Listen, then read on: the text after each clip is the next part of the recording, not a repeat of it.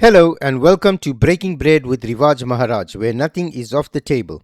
For today's episode, I want to talk about the post on X and, of course, the news coming out about JD Vance's trip to Hungary in support of Viktor Orbán. So without further ado, let's get into it.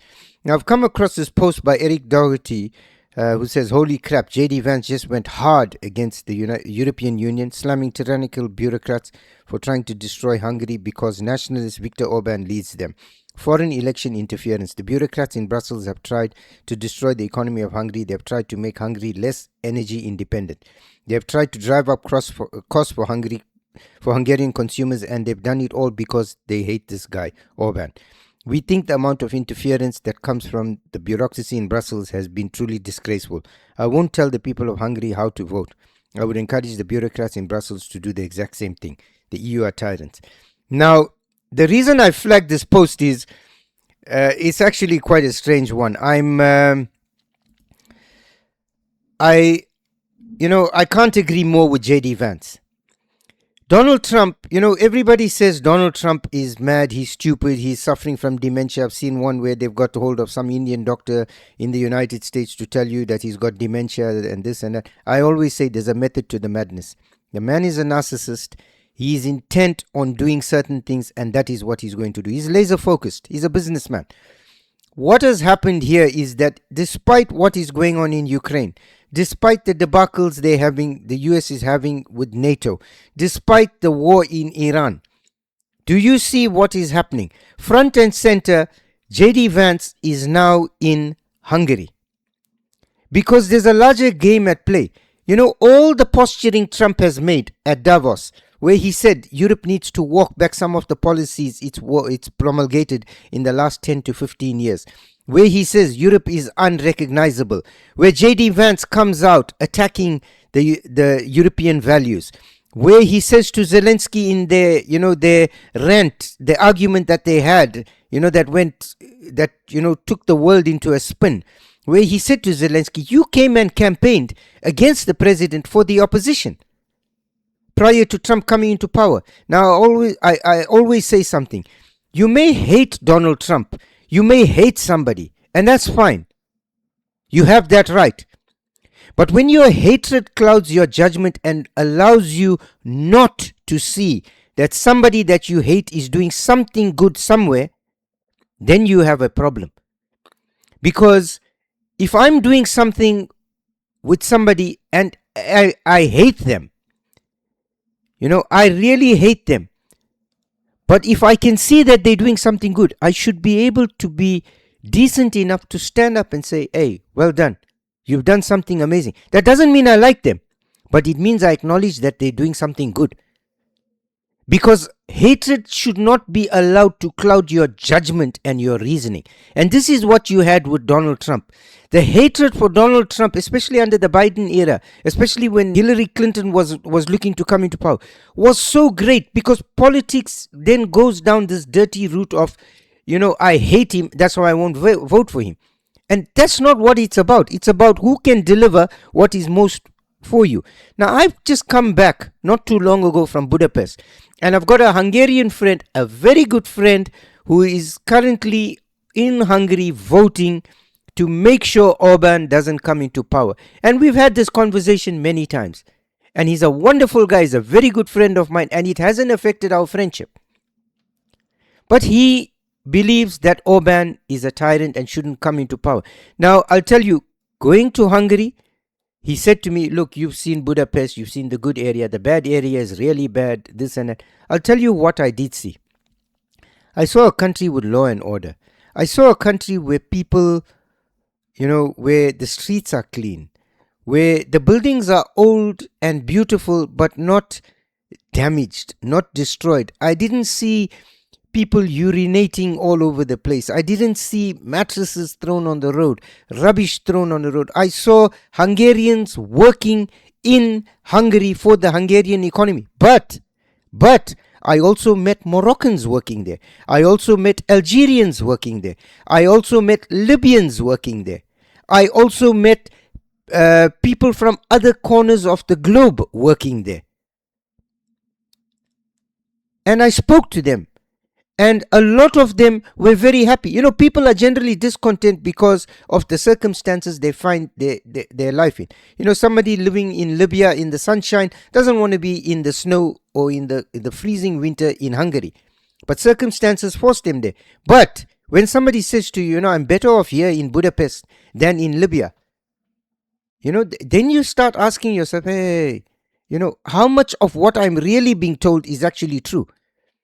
Now, the European Union is out to destroy Orbán. Why? Because Orbán is voting like a politician, like a diplomat, and what is best for Hungarians. He is not voting on what is best for Ursula von der Leyen, Kaja Kallas, and the rest of the morons in the EU. He wants what is good for his people. I meet Portuguese people every single day. I have amazing Portuguese friends. And the one thing they tell me about is how their country was sold out. So when I listen to that, I can see why Viktor Orbán is doing what he is doing. Because I'll tell you, going from London to Budapest, coming back to London is an eye-opener. Walking in Budapest and understanding that there's a certain law, there's a certain order, and there's a certain respect for the country and the values of the country is something I uphold. I salute. Then I come back to London and I see people telling you how bad London is and how much they hate London. And I ask myself, but if you hate London this much, why are you here? You're an immigrant. You came here and you hate it so much. Why are you here? If you went somewhere and you bought something and you didn't like it, you bought something to eat and you didn't like it, you wouldn't force yourself to eat it because you didn't like it.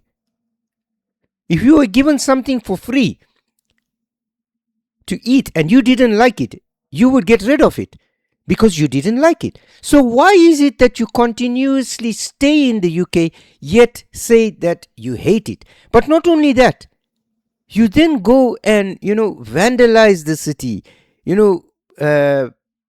perpetrate this madness that is going on. Now, you don't see that. I've never seen that in the time I spent in Budapest, in the time I spent in Hungary. I've never seen that. But I see it the moment I land in London. And I love London. I love the UK. It's my home. And that's why it hurts to see it go down this path. So again, this move by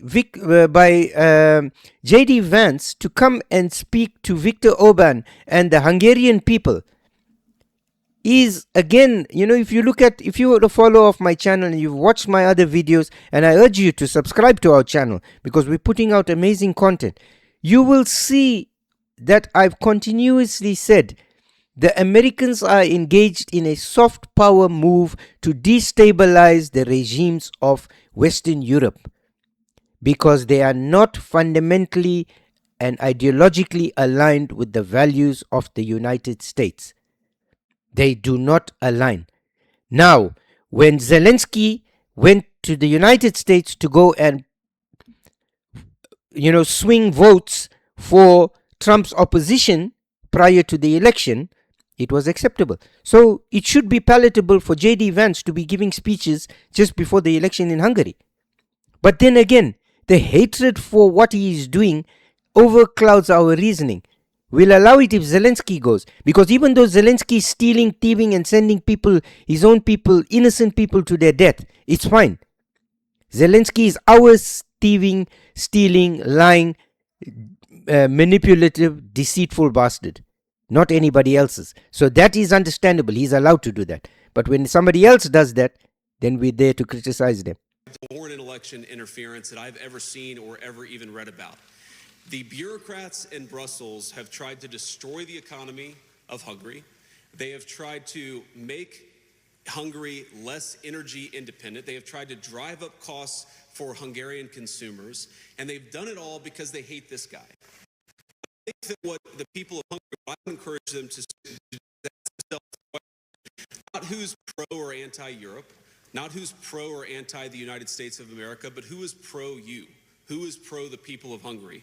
In my experience, I've seen a guy who has ferociously advocated for the interests of Hungary. I'm here to help him, in this campaign cycle. And yet when I sat down with Viktor, we didn't talk about politics. We talked about ba-ba. Here are 5 things that we need, that the Hungarian people need from the United States in order to further our partnership and in order to achieve prosperity.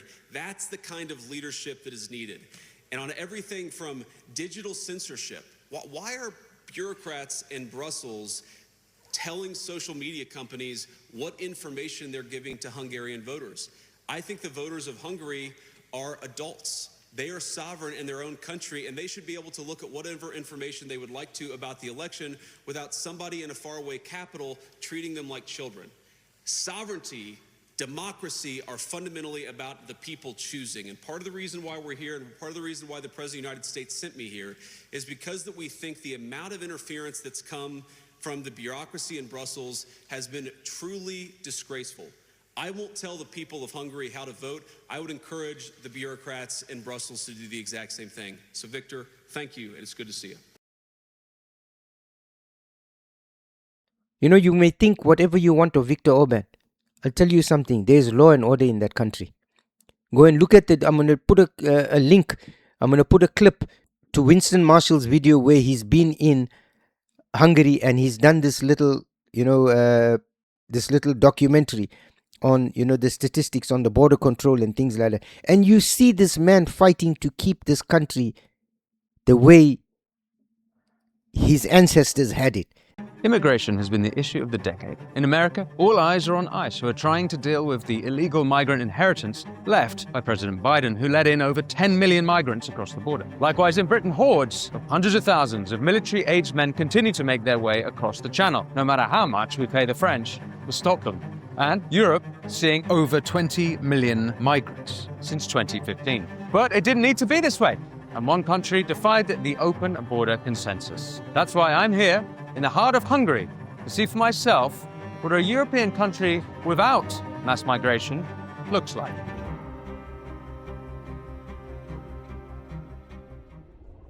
If you watch the corporate mainstream media, you would believe that Hungary is a soft autocracy, a far-right autocratic state. That Prime Minister Viktor Orbán is an evil strongman and one of Putin's puppets. Now, Orbán has taken a different stance on many issues, but there is one particular stance, and it's that with regards to migration that I think has made him most hated of all. What a dreadful man, what a dreadful speech. This is just populist mishmash, and the solution is never to close any borders. When you look at facts on the ground, though, maybe he was right.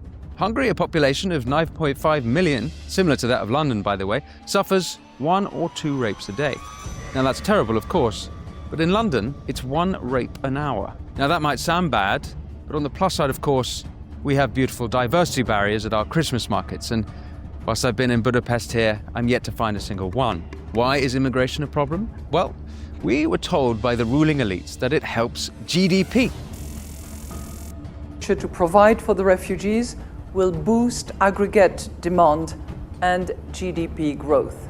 With appropriate policies, this rich source of human capital can be harnessed to the benefit of everyone. Viktor Orbán took a different view, and he's hated for it. So how did the West get into this mess? Because I can tell you, remove Orbán from there and put one of these EU puppets in, and 20 years from today, the Hungarian people will lament for these days.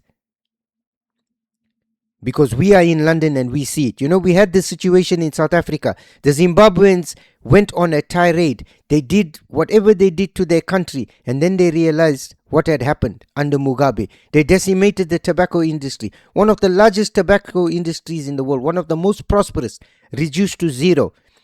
You then had an influx of Zimbabweans into South Africa. When the xenophobic violence started in South Africa a few years ago, the Zimbabweans were standing on the side saying to the South Africans, why are you behaving like this? We did this in our country. Look where we are today. Why are you doing this to your own country? And this, I fear, is where Hungary is going to be should they vote in one of these EU puppets. Because if you for one moment think that France, Germany, Britain, Italy are countries that are espousing European values, you are sorely mistaken. You are deluded and you are in a state of denial. Yes, if your idea is to see the ethnic fabric, the fabric of these societies that has been in existence for thousands of years, ripped to shreds, go for it, by all means. Then I can't argue with you there, because that is your policy. But if your policy is to keep your country intact,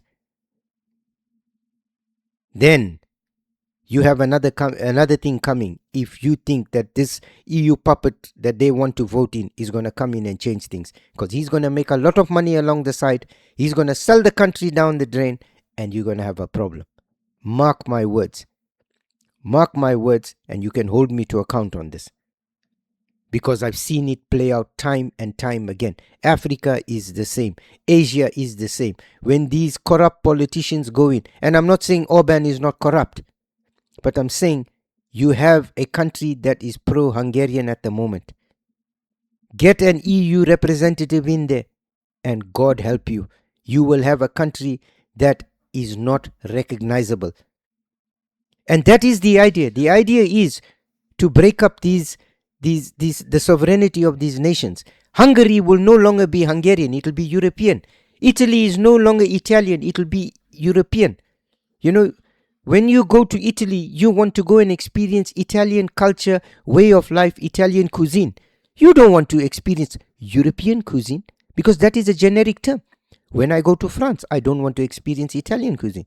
I want to experience French culture and French cuisine. But if you continue down this path of insanity, it's going to be like London. You come to London and nothing is recognizable.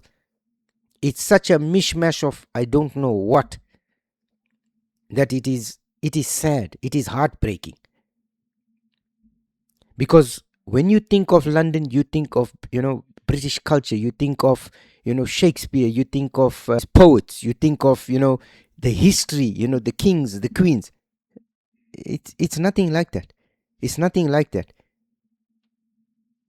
It's now just one big joke. So yeah, if you want Hungary to become a joke, go ahead, vote in the EU puppet, because when that puppet rises to the fore, that's the day your country will be sold.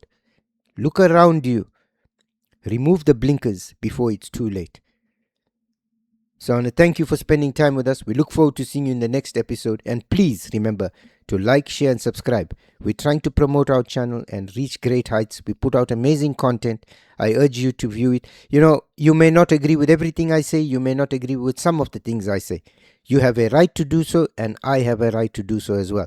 We look forward to seeing your comments in the comment section. All we ask is that you comment respectfully, and we ask for you to subscribe and help us build this channel.